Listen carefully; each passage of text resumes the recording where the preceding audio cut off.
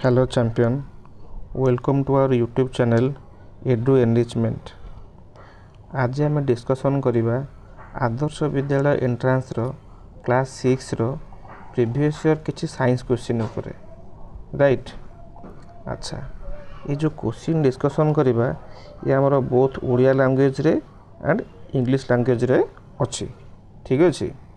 तो एबे हमें फर्स्ट क्वेश्चन देखिबा माछर केउं अंश तार श्वासक्रिया रे साहाय्य करे। ऑप्शन ए पाटी, ऑप्शन बी लांज, ऑप्शन सी गालिसी ना ऑप्शन डी आखि।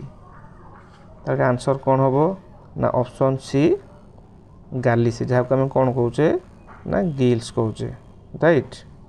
अच्छा देन सेकंड क्वेश्चन के जीवा जल रे आर्सेनिक रो मुख्य उत्स केउंटी।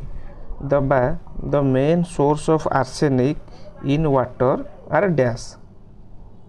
ऑप्शन कौन फर्स्ट ऑप्शन ना बन्या ना ऑप्शन बी सार ना ऑप्शन सी शिल्पजनित वर्ज्यवस्तु ना उभय बी एंड सी। आंसर कौन होबो ना option D that is both सार होबो एंड शिल्पजनित वर्ज्यवस्तु भी होबो राइट। देन थर्ड क्वेश्चन देला वायु प्रदूषण रो स्तर बढ़िले कौन हुए। ऑप्शन ए देला मृत्तिका क्षय होबो ना ऑप्शन बी देला भूमंडलीय उत्ताप होबो ना ऑप्शन सी श्वास प्रश्वास समस्या होबो ना उपरोक्त समस्त। अच्छा एटा आंसर कौन होबो ना उपरोक्त समस्त राइट।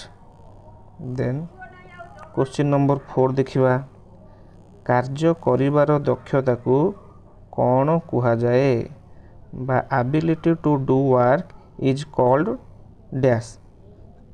फर्स्ट ऑप्शन देला शक्ति ना सेकंड ऑप्शन देला बल थर्ड ऑप्शन देला क्षमता ना उभय ए एंड बी। एटे आंसर कौन होबो ना शक्ति से शक्ति नुह शक्तिमान नुह राइट।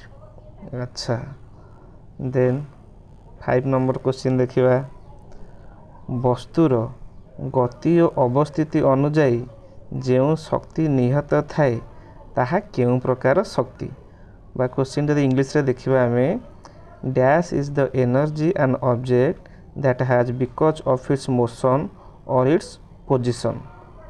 ऑप्शन ए देला यांत्रिक शक्ति, ऑप्शन बी देला आलोक शक्ति, ऑप्शन सी देला ताप शक्ति, ऑप्शन डी देला कौन सीटी नुहे राइट।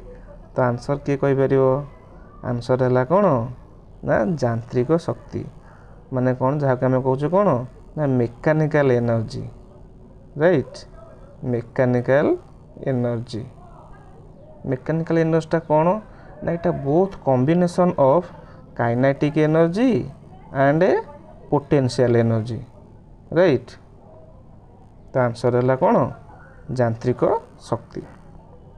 अच्छा देन नेक्स्ट क्वेश्चन देखिबा किए प्रथमे रेफ्रिजरेटर तैयारी करथिले जहाँ के फ्रिज कहूचे मो राइट।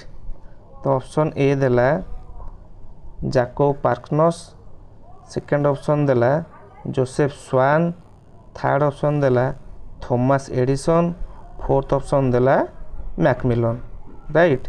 तो आंसर कौन होबो तो आंसर एठी होबो कौन ना जाकोब पार्किंसन राइट।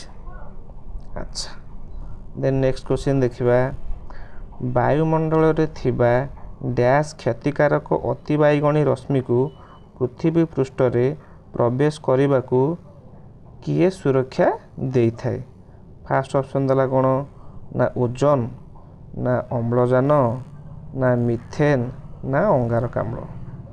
अच्छा किए सुरक्षा दे थाए that is ozone right. Very important question मन रखते हो एटा ठीक अच्छे। देन नेक्स्ट क्वेश्चन के जीवा क्वेश्चन नंबर 8 की आमे कौन सी ईंधन जलाइले वायुमंडल को कौन निर्गत होता है।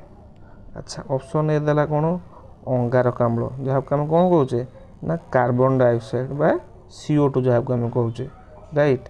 सेकेंड देला हिलियम हिलियम संकेत कौन ना He अम्लजान अम्लजान संकेत कौन ऑक्सीजन O बा O2 राइट।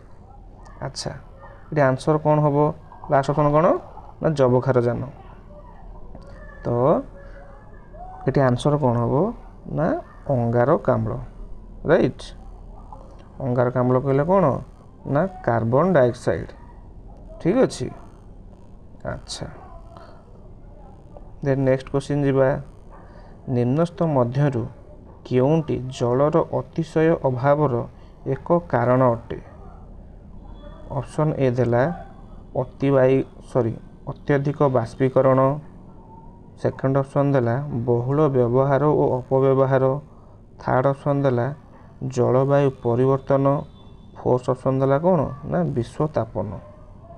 तो आंसर कौन हम क्वेश्चन इंग्लिश यदि पढ़ा क्वेश्चन देला which of the following is a cause of acute shortage of water. जदि आमको जलर अभाव हुए ताहले आमर प्रोब्लेमटा कौन हम ना जलवायु परिवर्तन हम राइट जहाँ को आम कहे कौन ना क्लाइमेट चेंज हम ठीक अच्छे क्लाइमेट चेंज हम। अच्छा एबे आम नेक्स्ट क्वेश्चन के जीवा प्रतिवर्ष केउं दिन विश्व परिवेश दिवस पालन करा जाए जहाँ को आम कहे कौन ना environment day right environment day जहाँ को आम कहे। अच्छा एनवायरनमेंट डे केबे ना जून मास 5 तारिख रे पड़े एनवायरनमेंट डे। अच्छा आ गोटे इम्पोर्टेंट क्वेश्चन मन रखि आमर जल दिवस जहाँ को आम कहे कौन ना water day right water day केबे ना मार्च केते 22 मन रखि। देन नेक्स्ट क्वेश्चन के जीवा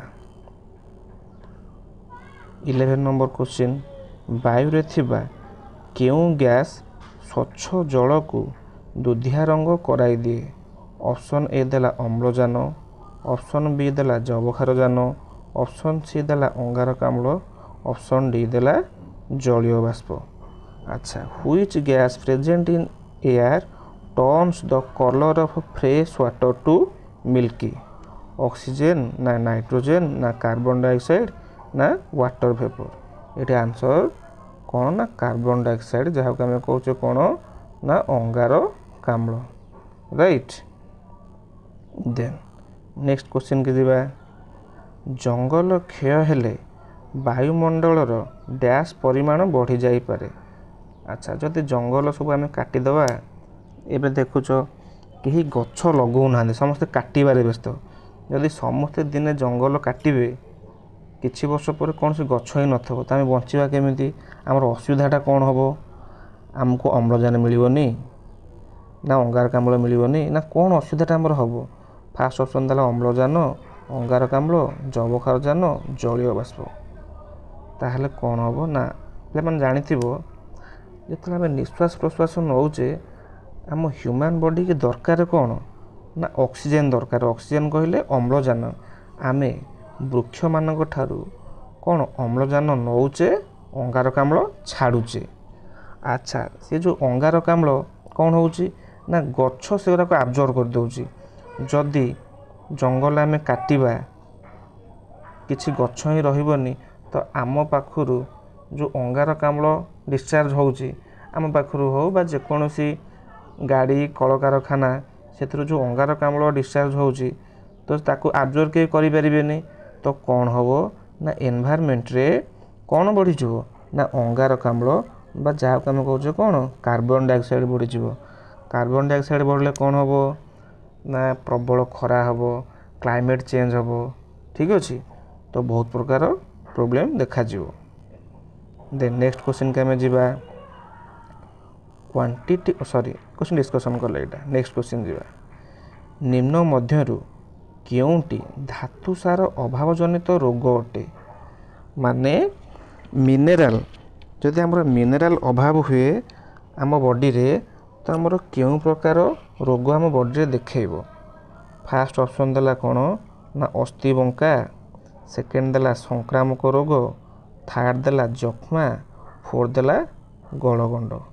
अच्छा तो जदि आम बॉडी रे मिनरल तो शॉर्टेज हुए तो आम को प्रकार रोग देखा ना अस्थि बंका जहाँ को आम कौन कौचे ओस्टियोपोरोसिस राइट। अच्छा देन आम नेक्स्ट क्वेश्चन को जीवा केउ मशा कामुड़िले बात ज्वर हुए। बात ज्वर माने कौन फाइलेरिया देखी तो गोड़ फोड़ फुली जाए राइट। अच्छा फास्ट ऑप्शन देला कौन ना माई एनोफिलिस, सेकेंड देला क्यूलेक्स, थर्ड देला एडिस, फोर्थ देला एनोफिलिस। तो आंसर कौन होबो तो बात ज्वर केउ मशा कामुड़िले हुए दैट इज क्यूलेक्स मशा राइट। अच्छा किए कहि परिबो मलेरिया जो होउची से केउ मशा द्वारा होउची दैट इज माई एनोफिलिस द्वारा। माई एनोफिलिस द्वारा कौन होउची ना मलेरिया राइट। अच्छा पहले देखो एठी अछि माई एनोफिलिस, एठी भी अछि गोटे ऑप्शन एनोफिलिस। अच्छा मने रखियो ना खाली एनोफिलिस मशा कामुड़िले मलेरिया होबो नाही, माई एनोफिलिस मशा द्वारा मलेरिया रोग हुए। अच्छा ताहले ए जो एडिस मशा कामुड़िले क्यों रोग होबो बा क्यों ज्वर होबो। एडिस मशा कामुड़िले कौन हुए ना डेंगू। मन रखियो एडिस मशा कामुड़िले क्यों ज्वर होबो डेंगू ज्वर होबो राइट। देन ठीक अछि नेक्स्ट क्वेश्चन देखिबा निम्न मध्यरु क्यों प्लास्टिक वर्ज्य वस्तु पई ठीक नुहे। फास्ट ऑप्शन देला एहा मिश्रित सार तैयारी करिबारे व्यवहार करा जाए, सेकेंड ऑप्शन देला एहा बहु समय पर्यंत उज्जीवित रुहे, थर्ड ऑप्शन देला एहा जलिले विषाक्त धुआं निर्गत हुए, फोर्थ ऑप्शन देला उपरोक्त समस्त। अच्छा जो प्लास्टिक जिनस आम यूज करूचे ताक फोपाड़ दौचे सेटा आमर कौन किसी काम आसूचे कि किछि आसुनी। तो ऑप्शन कौन ना यह मिश्रित सार तैयारी करिबारे व्यवहार करा जाए।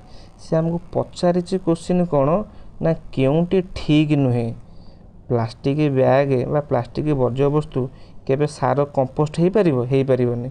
तो सी आमको क्वेश्चन देछि आदर बाछिबा जे कोटा रॉन्ग बोली तो that is option A right. तो आज आम 15टा साइंस क्वेश्चन डिस्कसन कले।